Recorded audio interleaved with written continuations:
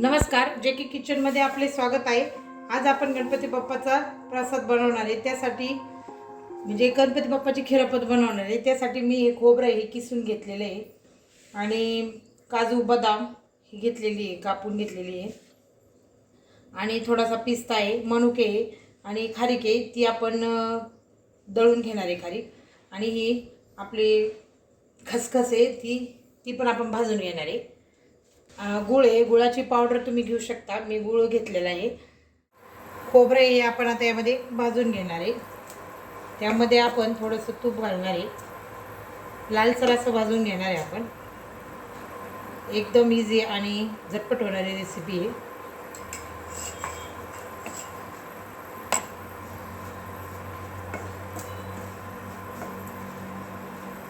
छान असं आपल्याला हे भाजून घ्यायचं आहे, असं कडक होईल असं भाजून घ्यायचं।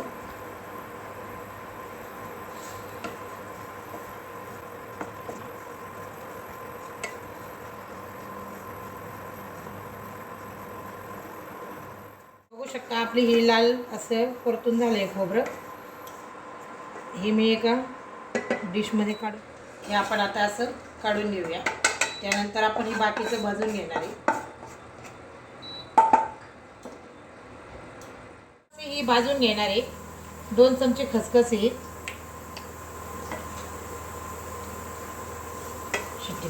बघू शकता आपली खसखस ही छान भाजते आणि वास पण छान येतोय तिचा। छान असे आपली ही खसखस भाजून झाली आहे। लालसर होऊन द्यायची, कच्ची ठेवायची नाही। बघा असा कलर आला आहे तिचा। आता आपण ही पण साईडला आपण थोडंसं तूप टाकणार आहे। त्यामध्ये हे जे खारीक आहे त्या गरम करून घेणार आहे।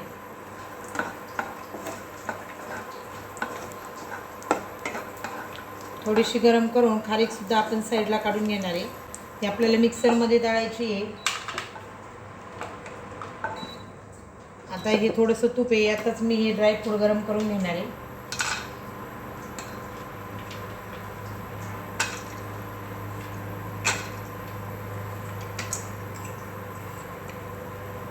थोडंसं तूप घातलंय, बघू शकता तुम्ही। हे सुद्धा आपले आता हे गरम झाले, हे पण आपण काढून घेणार आहे। ही खारीक आहे ही आपण मिक्सरमध्ये दळून घेणार आहे आणि थोडे थोडे काजू आणि बदाम थोडेसे टाकून ते पण आपण त्यामध्ये दळून घेणार आहे, जेणेकरून आपली खारीक चांगली दळली जाईल। खारीक ही मी अशी दळून घेतली आहे, काजू बदाम आणि खारीक घालून। आता आपण हे यामध्ये मिक्स करून घेणार लगेच। बघू शकता तुम्ही कसं छान असं झालंय आपली खिरापत। थोडंसं हाताने आपण असं खोबरं असं कुस्करून घेणार आहे। बघू शकता तुम्ही कसं छान असं झालंय हे।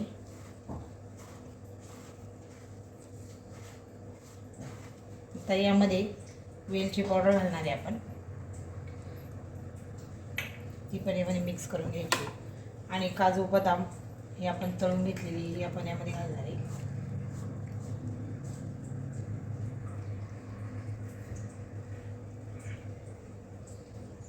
आता ही जी पिस्ता आहे ही पण घालून घेणार आहे आणि मनुके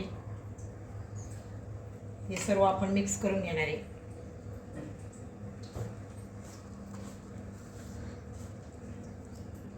छान असा प्रसाद आपला हा तयार झाला आहे। आता यामध्ये आपण हा गूळ घालून घेणार आहे। तुमच्या आवडीनुसार तुम्ही जास्त जर गोड आवडत असेल तर जास्त गूळ घालू शकता।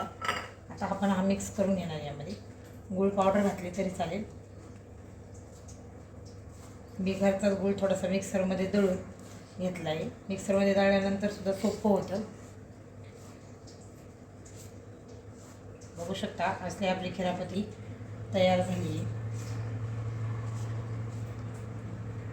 छान असा गुळ हा मिक्स झाला आहे यामध्ये।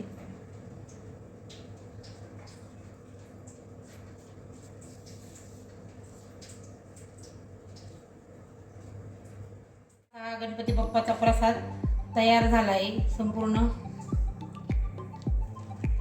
या डिशमध्ये मी काढून घेते, बघू शकता तुम्ही कसे सुंदर असा छान आणि मोकळा सुटसुटीत छान तयार झाला आहे। कलर पण छान आला आहे.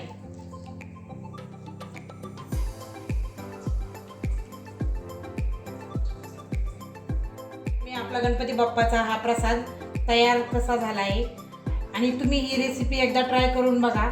आणि व्हिडिओ आवडल्यास लाईक करा, शेअर करा, सबस्क्राईब करा आणि व्हिडिओ बघितल्याबद्दल थँक्यू.